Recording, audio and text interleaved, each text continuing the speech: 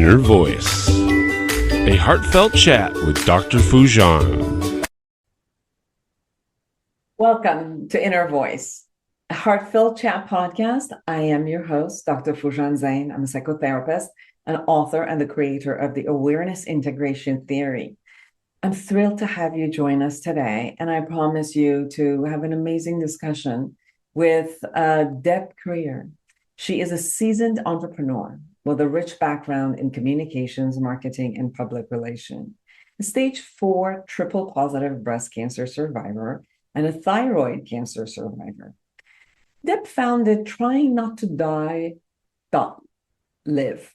Trying Not to Die, Live in 2022 to empower individuals navigating cancer. Through this platform, she inspires others to embrace their inner warrior, build supportive communities, and amplify their voices. As an advocate and a speaker, Deb champions resilience, empowerment, and connection, turning struggles into strengths and fostering hope within cancer community. Her mission is clear: to help others embrace life and defy cancer's impact. It was amazing having a conversation. I've obviously worked a lot with people who are going through the process or people who have gone through the process and are healing. People who are caretakers and are going through their own journey while they are taking care of someone who has a cancer patient.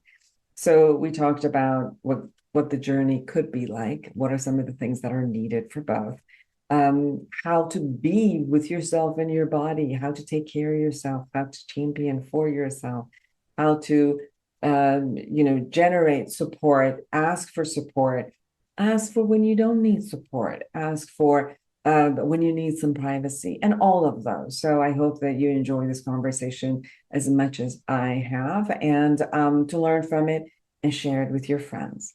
Now be sure to subscribe to my podcast, my YouTube channel, and connect with me through my website, foojanzeine.com. You can also go to awarenessintegration.com and learn about all the research that we're doing across the world, internationally, in awareness integration around depression, anxiety, raising self-esteem with different people in different demographic. If you have opportunities to do this research, please tell me. We have different courses for therapists and coaches who are getting trained. Go to my app, Foojan app, and go through 31 areas of your life and really look at how to improve your life. And we've had amazing responses where people have gone through even one life area and they're improving their life area about 60 to 70%. And we definitely have numbers to show that. And we have Mira in the app, which is your AI companion. And Mira has been trained exclusively in the awareness integration theory. So you can ask Mira anything you like, and she will respond to you from the awareness integration. So go to Foojan app. You can go through Apple or Google if you have Android, and download the latest. It does have a couple of days of free trial, so you could experience it and see, chat with Mira and see what she says. All right. Connect with me, my social media platform. Share your thoughts with me. I love to hear from you. So just connect with me. Now, without further ado, here's Deb Krier. Listen up if you want to promote your personal growth and self-awareness. I found the Foojan app last month and I have been absolutely loving it. I personally have never learned guided meditation, but thanks to this app, I now have learned incredible tools for my own stress relief and emotional self-awareness. Not to mention, there are self-evaluation tools and professional coaching available to utilize however your journey to self-discovery takes you. Join Foojan today and redefine your life one step at a time. Intentional Parenting, a practical guide to awareness integration theory, written by Dr. Jafari, Dr. Foojan Zeine, and Dr. Manoukian, 3 experts in human development, is your step-by-step guide to raising a healthy child prepared for a culturally integrated world. You're supported in parenting infants to adolescents using the latest evidence-based scientific research on parenting. Order your copy on Amazon now. I'm so glad to have Deb Krier with me. Welcome to the show. Oh, thank you, Dr. Foojan. I am so honored to be your guest. I've listened to some of your other programs, and you have a fantastic program. Oh, thank you. Thank you so much. I know that you've gone through a life journey that you want to share with us. And I have been privileged to be with many people throughout the, 32, 33 years of being a psychotherapist, be part of that journey, to share that journey with many of my clients, when many of my friends actually are going through this. So there's such a wide variety of experience that shows up for people. Although, sometimes we go through an illness and possibly the symptomology is similar, or the treatments are similar, all of those, but the experiences are so wide and different. Right. And yet there's a part that we can kind of all relate to it. So I just want to have this opening for you to share with us your experience, and let us know and let our audience know kind of like not only what you went through for the journey, all the things you've learned from this, where you could share with us. Great. Well, I'll give you the Reader's Digest version because it's really been pretty complicated.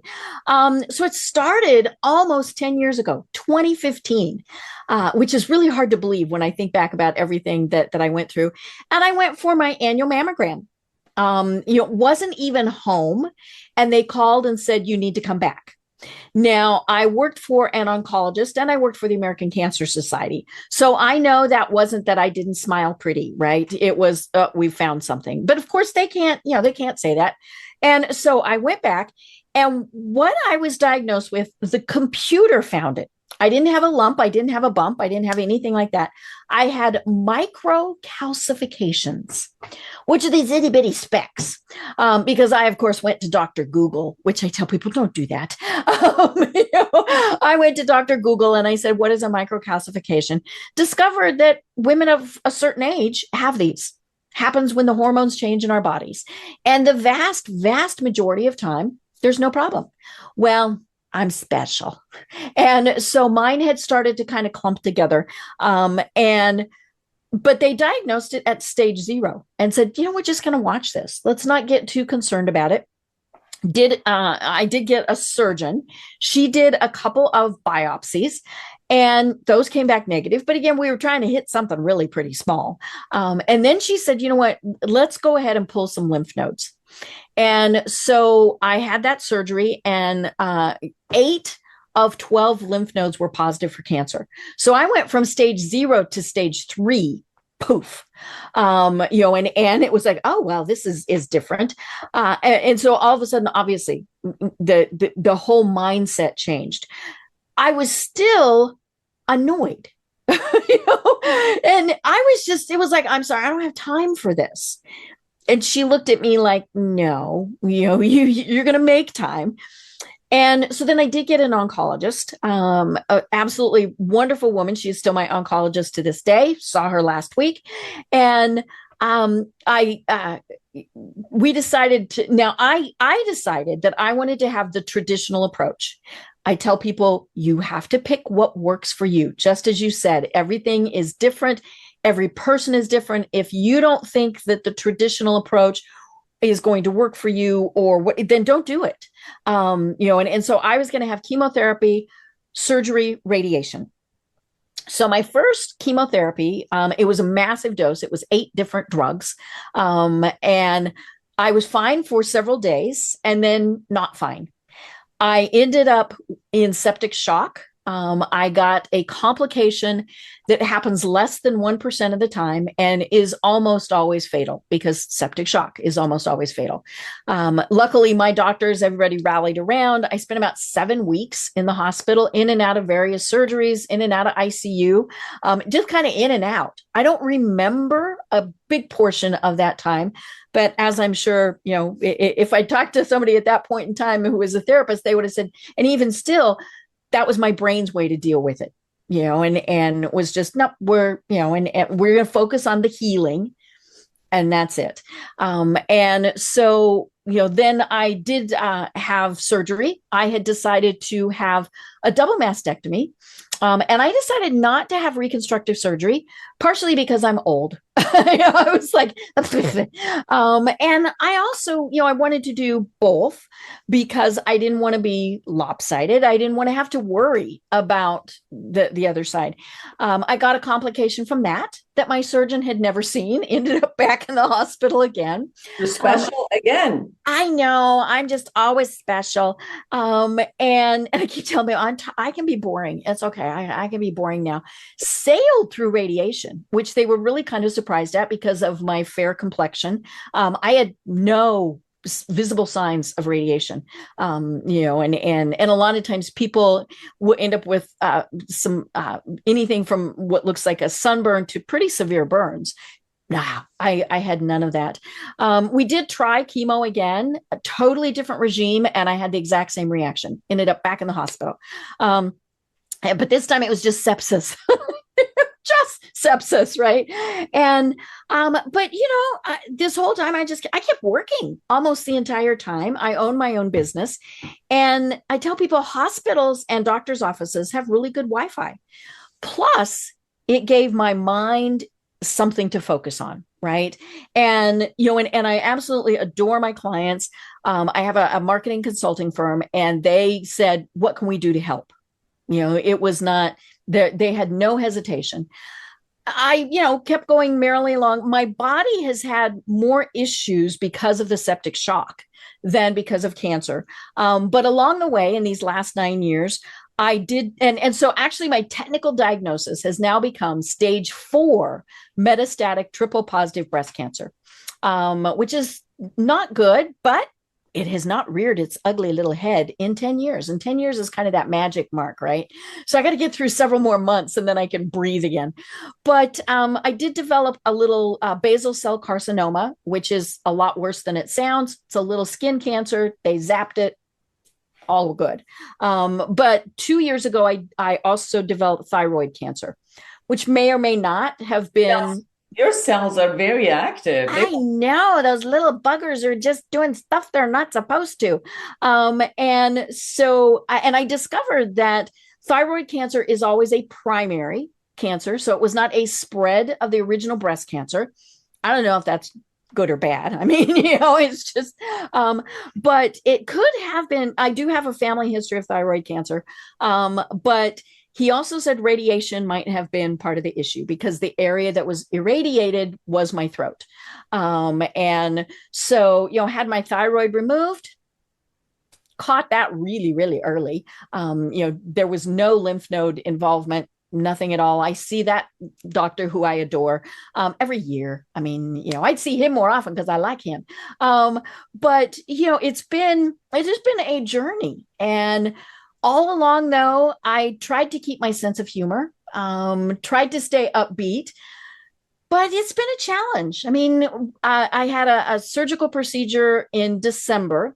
They took my port out finally because I am still in active treatment. And they took my port out, and that was procedure number 35, if I've kept track right. So, yeah, it's been a wild ride. Yes.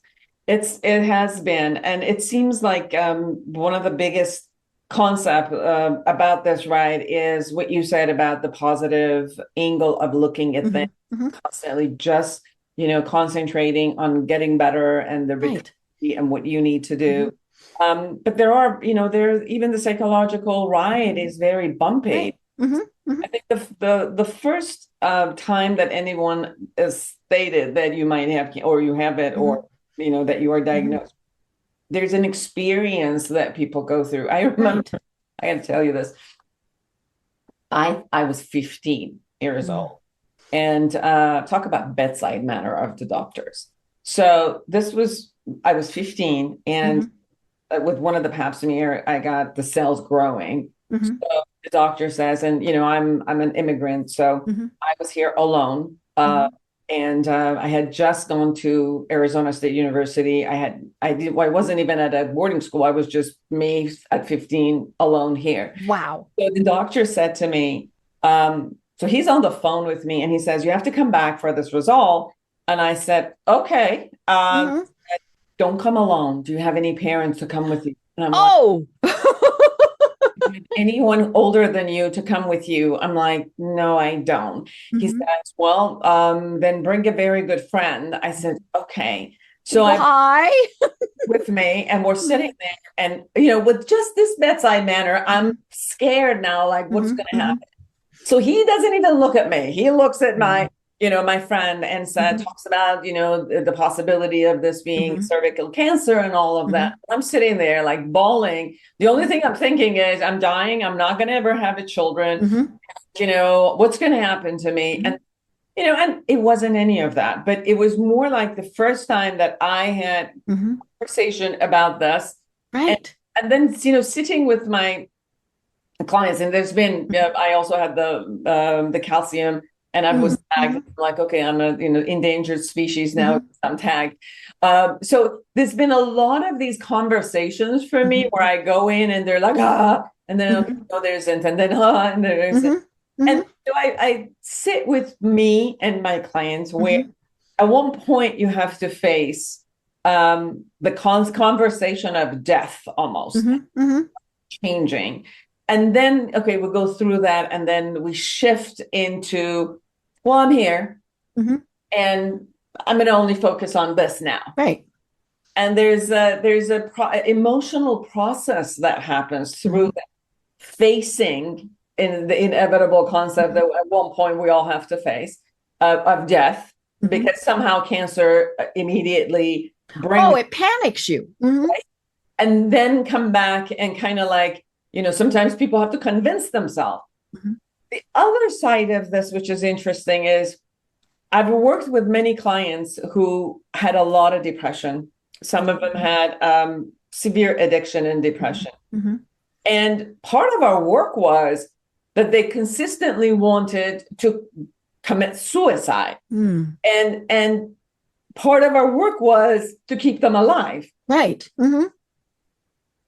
When they got diagnosed with cancer, it was more like, no, I'm going to stay alive and go through all of this. And they say it like, I know, I've been convincing you that I wanted to not live for the past 10 years. And then cancer shows up and I'm like, damn, finally, you take it. Right. I'm in control.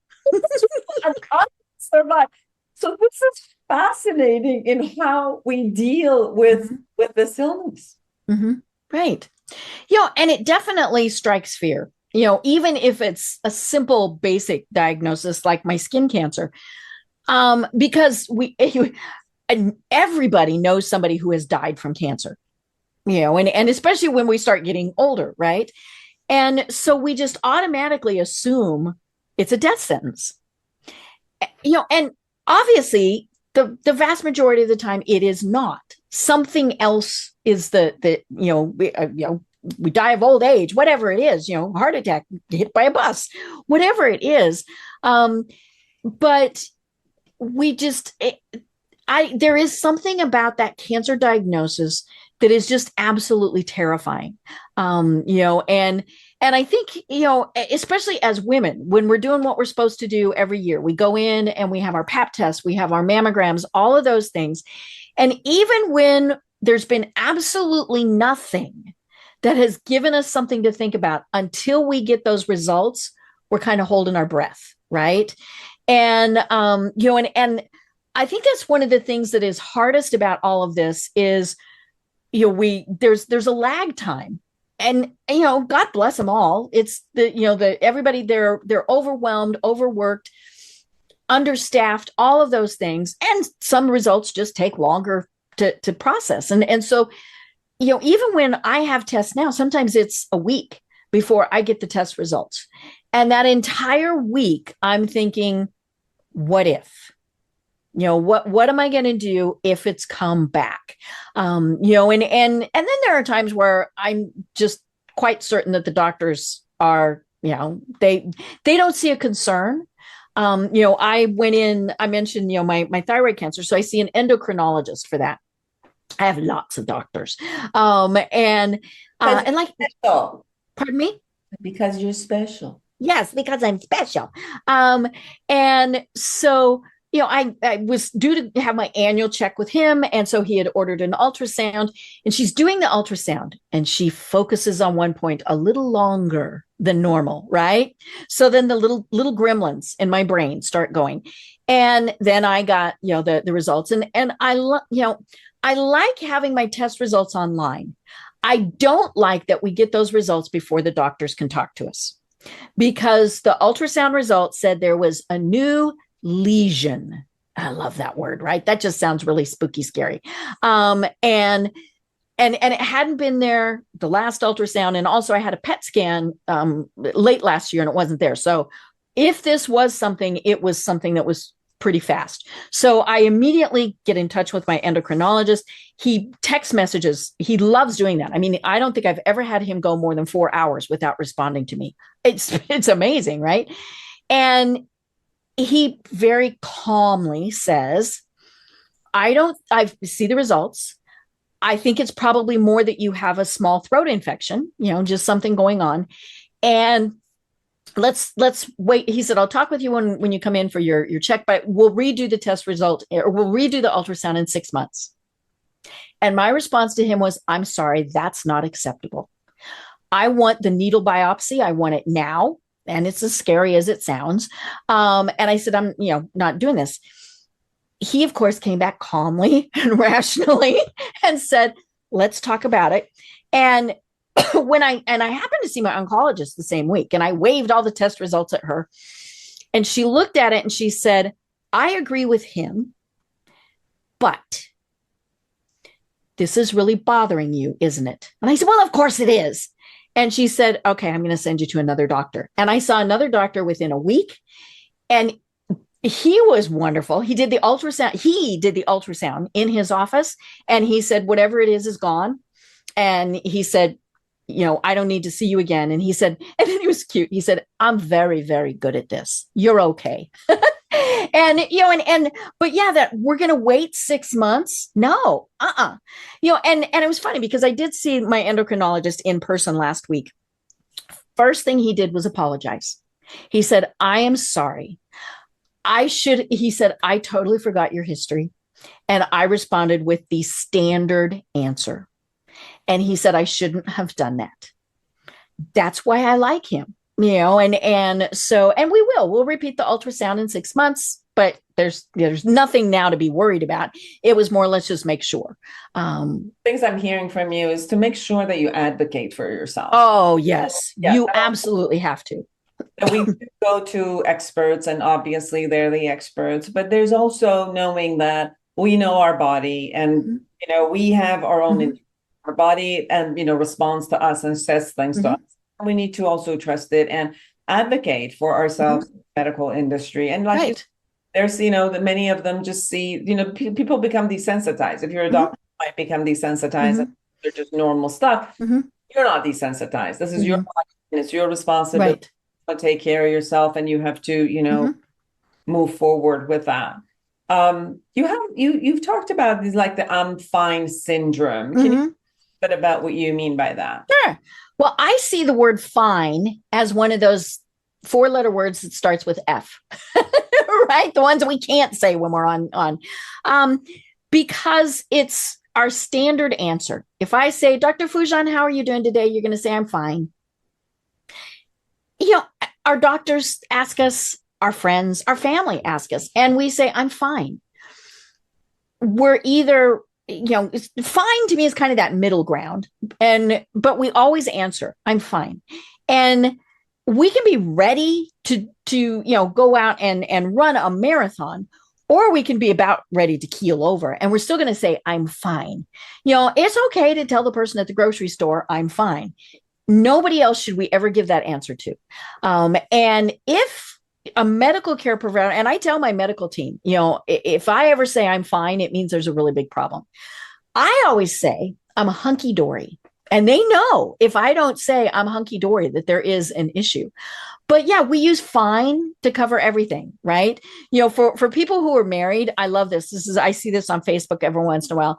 It's a meme that says something along the lines of, husbands, if you ask your wife how she is and she says fine, run away. Right? Because that word just covers everything and means almost nothing. Mm-hmm. Yes. So it's important for you to be in tune with who you are. Mm-hmm. What I'm hearing is to be able to share this with people who you feel safe with. Mm-hmm. Mm-hmm. The sensation of being diagnosed and then sharing with people is also its own unique concept, which people have a different experience with. Mm-hmm. I've had friends and clients who did not want anybody to know. They Right. all one or two people. Mm-hmm. Mm-hmm. When I have asked what's going on, and they said there's an experience that people have when you tell them that I'm diagnosed with cancer, that it comes sometimes with compassion, but sometimes Mm-hmm. it comes with pity, and sometimes it almost feels like I have to take care of their emotion. Mm-hmm. Right. Who ask, they want to go into details, and I've already shared details. Don't want to every single phone call. I don't want to have the details. And people will share things with me that, that it's not relevant to me, or, it puts me in a position that I got to go through. It's almost like I have my own fears, my own ups and downs, and then I have to deal with everybody else's fears and, even like wrong information that they want. And then I also have other people who, yes, like they put it up front and they consistently say that I it or that I am a cancer survivor. And there's a part with the sharing that not only gives them the hope and the community, knowing that people love them, but also give information and share that. And that it's like a variety of experiences for people. What is your experience? And I know that you work a lot with this community. What are your experiences? Well, I share, I mean, obviously, or I wouldn't be here. But I also try to judge how much someone wants to know, right? And even my good friends, they don't always want to, and it's funny because I have a private Facebook group where I post just my own personal, and it's just for people who want to know that. But I know that they're thinking, oh, good Lord, she's been at this for 10 years. Right. And so I don't post there very often. I post, I have treatment every 21 days. And so I post pictures of that. But, other than that, I don't post an awful lot or, doctor updates, but just not a ton. But I think it's very much like grief. We, if someone has lost a loved one, we don't want to ask because we don't want them to have to relive it and go through those emotions. And, we as that person going through that process, like you said, we don't know how much they want to know. Were they just being polite? Which really is one of those, and people are funny. I mean, I had one person who was just an acquaintance, but known that I had gone through this, reached out one time and pulled my hair. And I was like, ah, and she said, oh, I just wanted to know if it was a wig. And I was like, and I said, you would have pulled it off, but I'm sure that person is also the type of person who walks up and touches a woman's tummy who's pregnant, right? Boundaries, people, boundaries. But one of the questions I get the most is from a coworker, a loved one, a family member, whoever, and they say, my friend, my loved one was just diagnosed and I don't know what to say. And so what they do is they don't say anything. And then we think, oh gosh, they don't love us. So the easiest thing is just to say, I'm sorry this happened to you. Then everybody gets to kind of determine how much further they're going to discuss it. But we have to acknowledge that elephant is in the room. I was speaking with somebody the other day whose husband passed away in January. And I told her, I said, I am, I know you've heard this a lot, but I just wanted to say again, I'm very sorry. And she kind of sighed and she said, people have stopped talking about it. And she said, it's like he never existed. And, and that just broke my heart. But that was all I said to her was, I just wanted you to know I'm sorry. But yeah, it's okay to acknowledge that elephant in the room. Now I did have one person, this was really funny. I hadn't seen him in a couple of years. And like we said, been doing this for 9 years. And he said, so are you still going through that cancer thing? And I said, well, yeah. And then he didn't know what to say. Yeah, that cancer thing, that was kind of an odd one. But yeah, it's okay to talk about it. And for the people who are really wondering, I did have a lot of people who said we didn't know what to say. Yeah. And I said, Hallmark has cards. And I still have all the cards that people sent to me. And the gifts, oh my gosh, some of the gifts are just the most precious things in the world that I will treasure forever.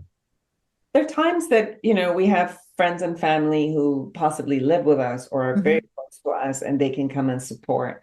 And I've had 2 or 3 clients who they lived alone. And they've had friends and family come in and support them. But it was also this kind of balance that they needed their privacy. They didn't want to be sometimes fussed over or guilty. They didn't want to.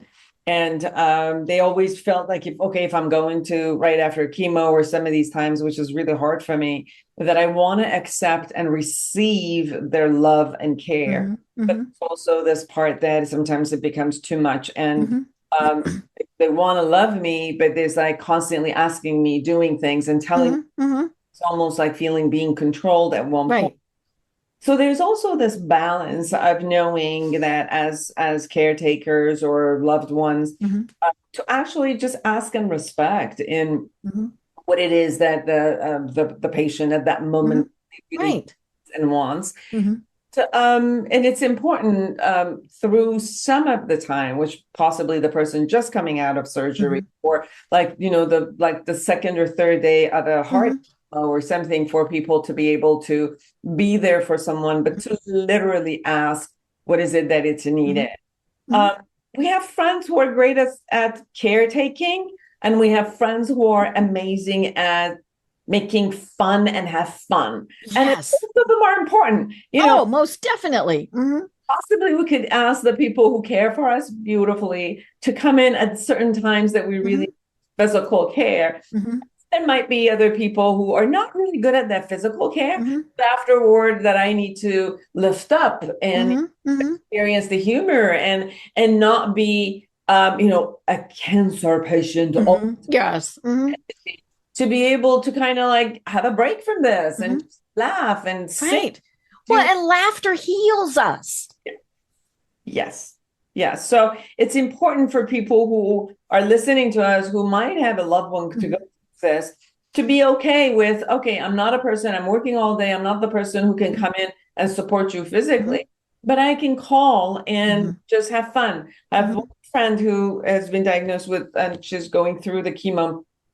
And every time I asked her, what do you need from me? She said, nothing, just call me so I know that you love me, and then make me laugh. And that's all. Like, we don't talk about any of the other pieces. It's just more like we're just talk about stuff. I'll tell her the jokes. I'll send it because that's what she needs. She doesn't to go through that. It's important for people to have, each to get to know each person for who they are, what they need at that moment, and listen. I just that perspective. And like you said, sometimes when the person is complete with their treatment, and then it's like, okay, we're done. We don't want to do this anymore. And we just live. But there might be the part of that person who still needs to talk about it. Can you talk a little bit about that? Yeah. Like we said, it's always there. We've got that shadow that is always, lurking back there. And I love what you were saying. It was funny. My mother came out, only child, and my mother just passed away a year ago. And she and I didn't have the best relationship, but of course she immediately came when my husband called and said, and he actually said, I'm not sure she's going to get through the night. But she stayed for 4.5 months. And when she started rearranging my kitchen, it was like, nope, you're going home. But, it falls on both of us. I tell people, don't just say, tell me if there's something you need, because my brain is so befuddled that I can't even figure that out. And so be specific. Do you want me to pick up a book? Do you need me to go to the grocery store? All these various things. But we as the cancer patient have to ask also, because our friends and our loved ones and our coworkers, they can't read our minds. So, if I need somebody to go to the grocery store for me, I need to say, hey, I need somebody to go to the grocery store for me. But it is okay years down the road to even say, oh my gosh, you still look great. How are you doing? And just things like that to acknowledge. And because, we as the cancer patient, it's very interesting. I was talking with another friend about this. When you finish everything, it's just like poof. You were dealing with all of this, and then there's that, oh, you're supposed to be normal again, and we're not ever going to be normal again. I tell people it's normal. It's my new normal. And so don't act like it didn't happen. Again, you don't have to dwell on it. Now it's just, oh my gosh, you look great. How you feeling? That's all you need to say, because then I can follow up with however much. But it's okay to still be talking about, hey, know you went through some rough times. I'm so glad that you're still here. You never know. And a lot of although we go through a lot of hardship as you go through treatment programs, but one thing I've always heard is it was a knock on their head by a 2x4, where it really changes people's lives. The purpose in life. Some people let go of their job that they're not happy with. They let go of, all the little stuff that they always got upset with. One of the experiences that I've had with many, many, many women with breast cancer, and I don't have that experience a lot with other types of cancer, is rage. A lot of rage. And, although there's no research that says, your rage causes your breast cancer, but the ratio of how many women who have been in rage and didn't take care of themselves, they didn't go to therapy, they didn't handle their rage, that your body goes after itself because all that negative is in there going right. Yes. And sometimes as they are diagnosed, the rage goes up, and then kind of slowly but surely we can sit and then go back to a healing, because your body will go through healing unless you create empathy for yourself. You kind of like you can kind of balance yourself with not get so bogged down all the time. So this concept of compassion and empathy towards your own body, coming back to you and really healing your body, and people will really change their lives after this, the diagnosis, the treatment, being fine afterward, the word fine, becoming, healed afterward. It's been astonishing for me of how this diagnosis, this illness, and the recovery from this illness has totally changed people's lives for the better. Right. Yeah. People ask me, are you happy you got cancer? I mean, they've actually asked me that. And it's such a weird question. Okay. I would not go through all the pain and all, ick.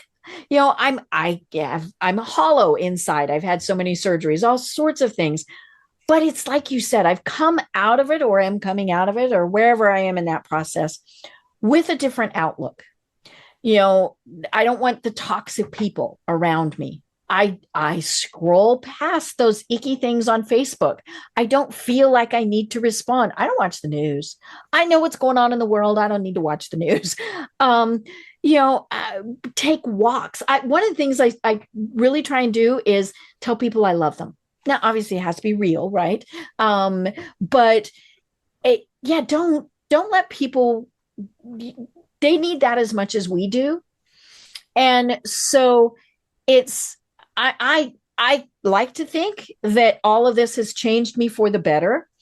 Are there days where I'm cranky and icky? Well, just ask my husband. And there are definitely times where I have a big pity party. One of the issues that I have and probably will always have is chronic pain. And, there are times where I hit that wall, and I hit that wall hard. And the biggest thing, and it was funny, I was just having this discussion with somebody earlier today, is telling people no, right? I can't do that today. I can't volunteer to this. I can't do whatever it is. And it's okay. But it really is a challenge, because we want, we're especially women, right? We want to take care of people. We want to do whatever. But it's like the airplane thing, right? The mask falls down. You put your mask on first before you try and help somebody else. So that goes with self-care. That goes with time management. That goes with whatever. If we're not taking care of ourselves first, then we can't take care of anybody else around us. But I certainly see why I think a lot of people, especially if they've had a very serious diagnosis, have PTSD and need to talk to a therapist or their church person or whoever, because they don't know how to deal with these emotions. Because like I said, we're done. You're told you're done with treatment, therefore you should be all better. Well, we're not. And so we need to talk with someone to get through that. I totally agree, because there is a phenomenon that, we have a kind of a post kind of not only trauma, but also when you're going through something that you're surviving it consistently, that the depression, after you leave it, then your body actually has the time to process it. And as processes this, your psyche processes this, then you go into emotions. People through war, we've gone to, domestic violence, illnesses, all of those. There is a time that all you're doing is trying to survive the process. The minute that it feels safe a little bit, then the grief of the process, then the depression shows up, the anxiety shows up. A lot of stuff shows up, which, as you said, sometimes it's almost like people get shocked. Why is this happening now? I've survived it. I should be done with it. Well, you did, but this is a time for release now, because we're holding so much. This is actually a healing time. And although it's like you're going through deeper depression, but it's actually a releasing process.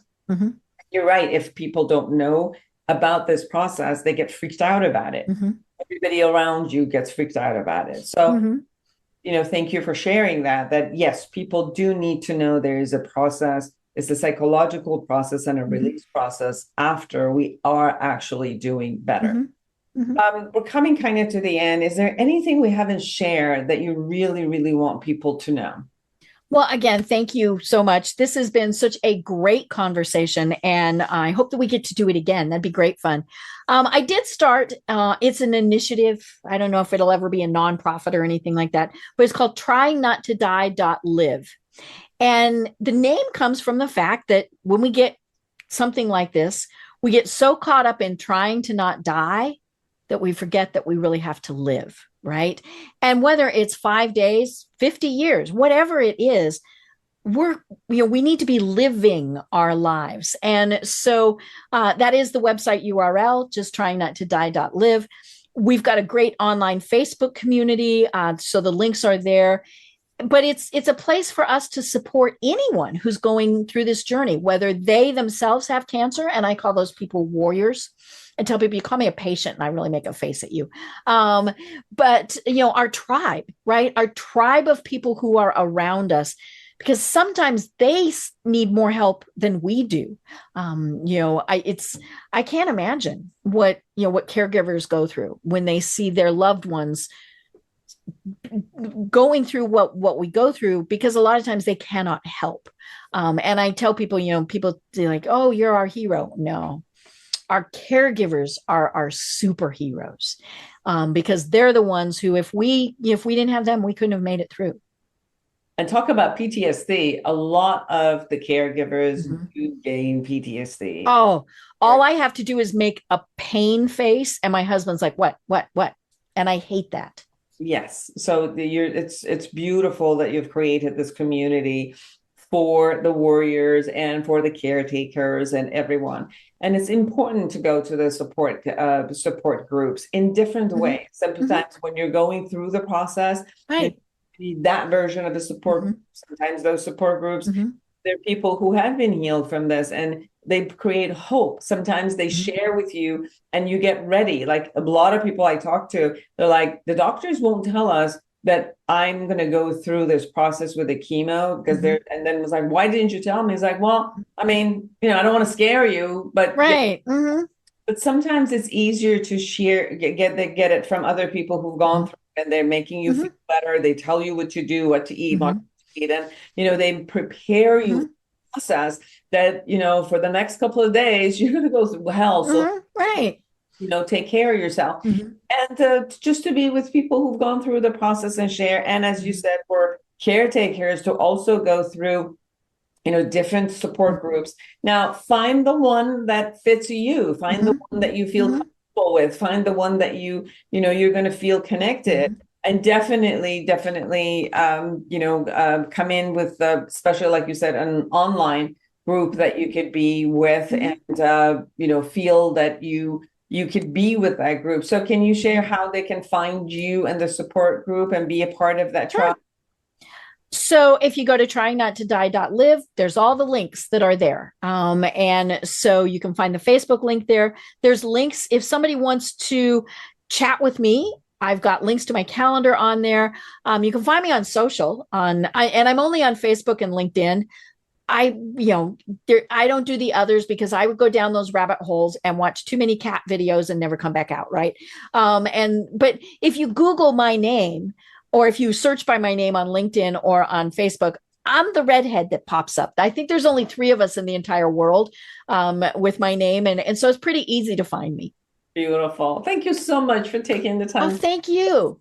And share about yourself, about you know, how you're supporting the community, and how you're bringing yourself and what you've learned and your humor and your care and love to a community who's going through the process, and a community who's a caretaker who is also going through the process.